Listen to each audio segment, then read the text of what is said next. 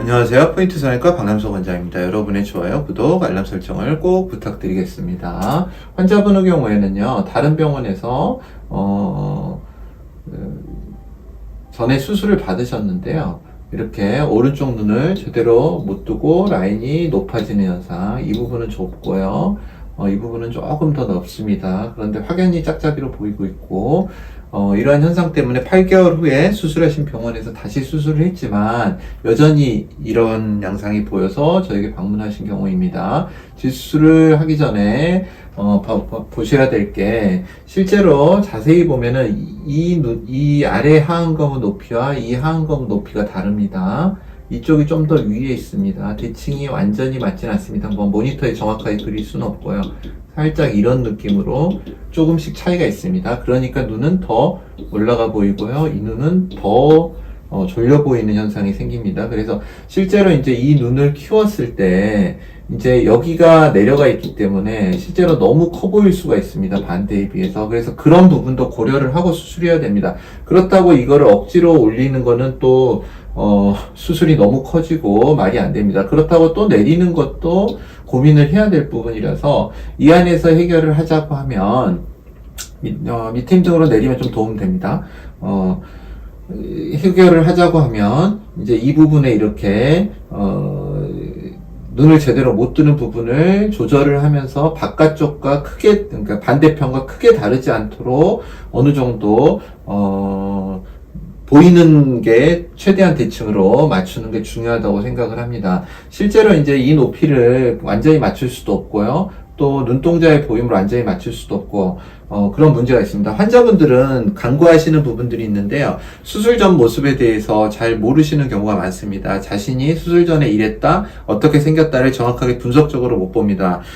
수술 전에 충분히 상담을 하면서 의사가 분석을 해줘야 되는 부분입니다. 그런데 이제 현실적으로 많이 그런 부분이 좀 누락이 되는 것 같고요. 또 그러다 보니까 수술 후에 마음에 들지 않으면 환자분들께서는 이게 수술로 바뀌었다고 생각을 합니다. 비대칭이 있다면요. 물론 수술 때문에 문제가 생긴 부분도 있지만 원래 환자분이 갖고 있던 비대칭의 특징도 있습니다. 굳이 그걸 비대칭이라고 이야기할 필요도 없습니다. 그냥 원래 좌우 골격이 다르고요. 그런 것 때문에 생겨난 현상입니다. 그런데 환자분들은 수술로 모든 걸 고칠 수 있다고 생각을 하시는데요.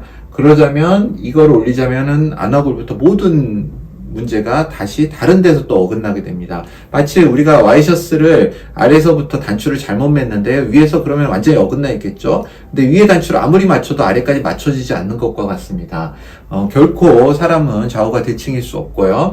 또 미세한 부분을 같이 보면요, 어딘가 틀립니다. 아무리 수술을 잘 해놓고 아무리 대칭을 맞춰놔도 디테일한 부분에서 분명히 차이가 나게 됩니다. 근데 그런 것까지 너무 몰두를 하시면은 환자분께 오히려 해가 됩니다. 또 요즘 핸드폰으로 셀카를 많이 찍기 때문에 굉장히 분석적으로 보시는 경우가 많습니다. 그런데 핸드폰 셀카의 사진은 많이 왜곡이 되는 부분이 많습니다. 그래서 사진보다는 실제 남들이 봤을 때 양쪽이 비슷해 보이면은 거기서 멈추셔야 될 필요도 있습니다.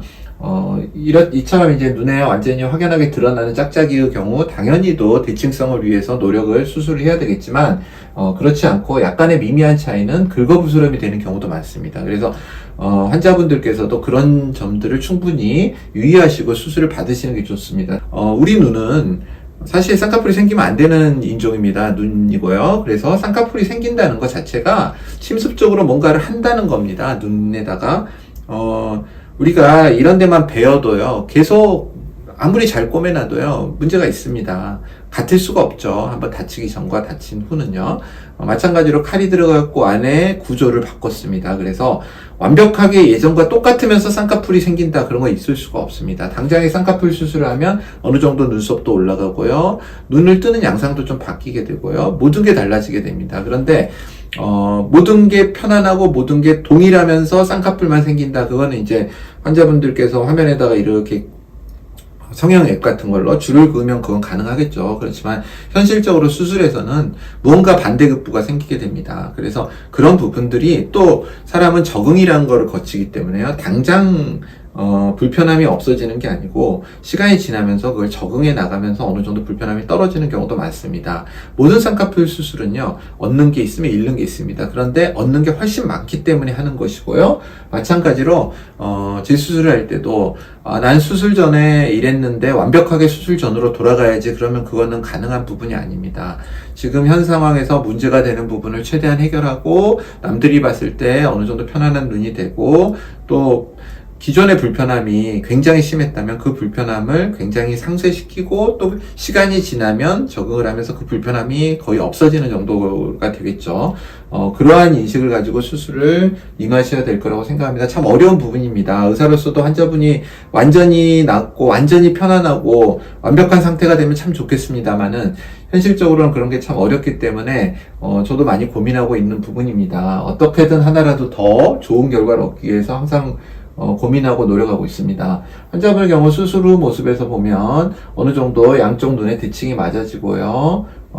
눈동자의 노출도 비슷합니다. 그리고 눈이 예전에는 양쪽 다 이 부분도 좀 졸려 보였죠. 그런데 그러한 부분이 많이 없어지고 눈은 깔끔하게 수술이 되었습니다. 감사합니다. 포인트 성형외과 박남석 원장이었습니다.